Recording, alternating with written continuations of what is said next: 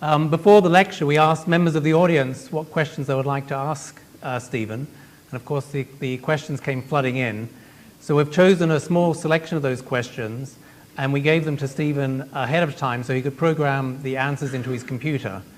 This is done word by word by Stephen manipulating a small detector in his glasses by moving his cheek muscles.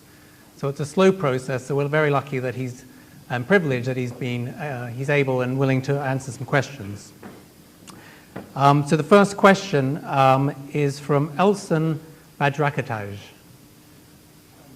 Yeah, thank you. Sorry. Can you hear me? Can you hear me?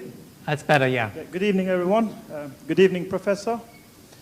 I'm sorry, my question is slightly off topic, but I couldn't help it.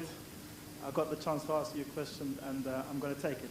My question is, do you think artificial intelligence will one day take over? And I'm hoping you're not going to give me just a yes or no answer. Thank you.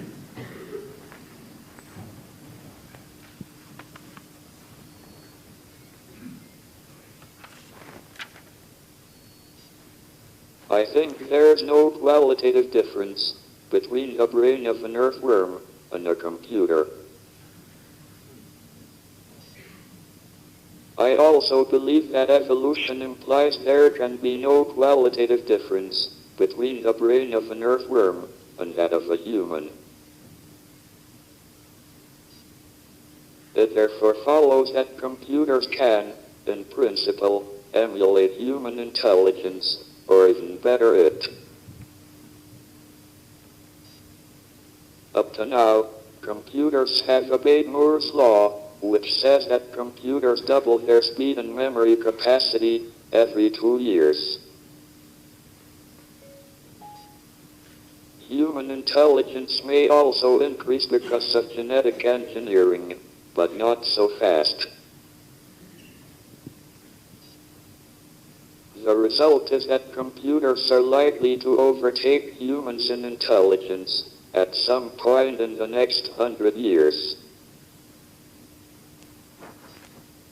When that happens, we will need to ensure that the computers have goals aligned with ours. Thank you, Stephen.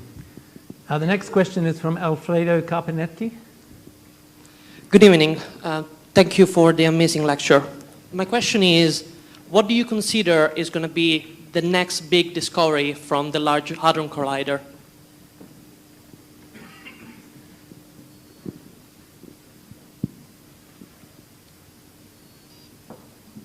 The hopes for the future of the Large Hadron Collider include the possibility that it will discover both supersymmetry and the true nature of dark matter.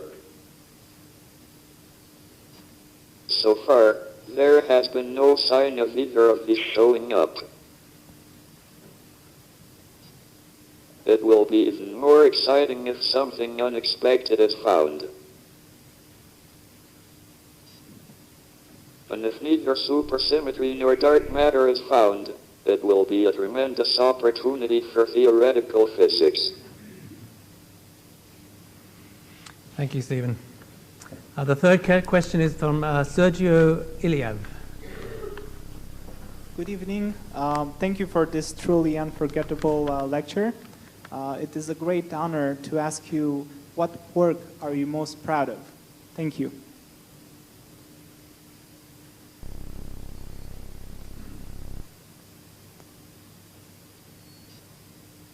I would like to be remembered for my work on Hawking radiation and entropy of black holes.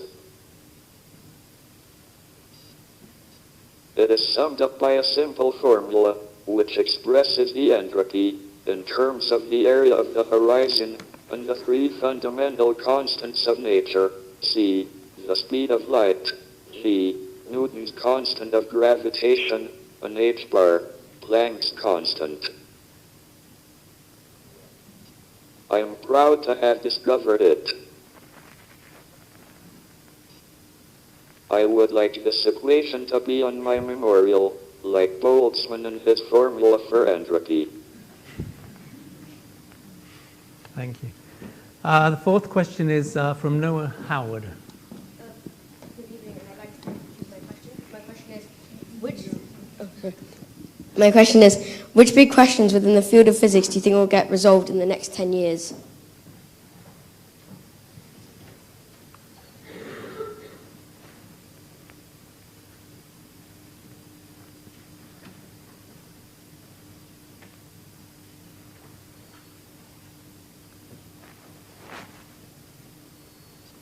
My work is in gravitation and cosmology. So for me, the priorities would be more sensitive satellites to observe the cosmological microwave background, and further observations of gravitational waves by laser interferometers, both on Earth by the LIGO experiment, and in space by LISA. Measurements of the cosmological microwave background will enable us to test key predictions of inflation, the theory that the early universe had a period of accelerated expansion. More observations of gravitational waves will allow us to detect supernovas and black hole or neutron star collisions, thereby testing our understanding of strong gravitational fields.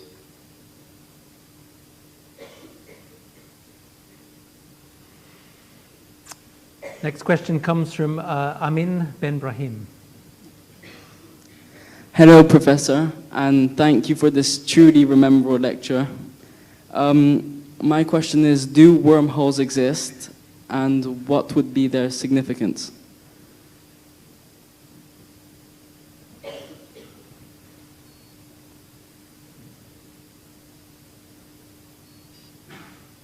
Can space and time be warped enough to meet the demands from science fiction for things like hyperspace drives, wormholes, or time travel?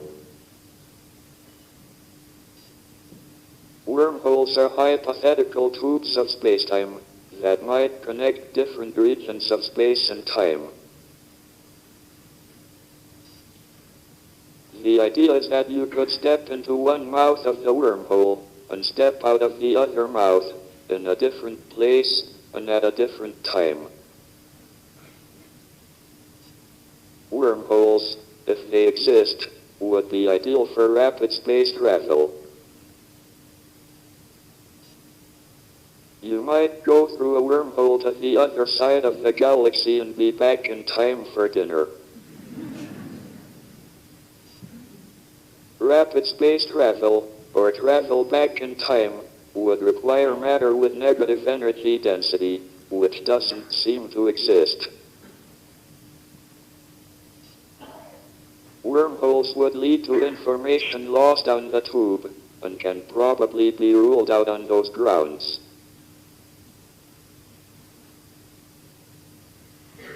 The final question this evening is from Sabian Rankin-Hart.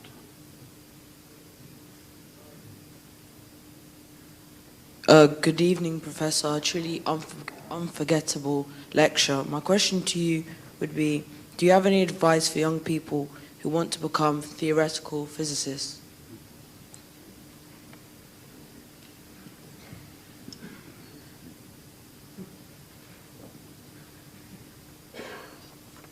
It is a great time to be alive and doing research in theoretical physics.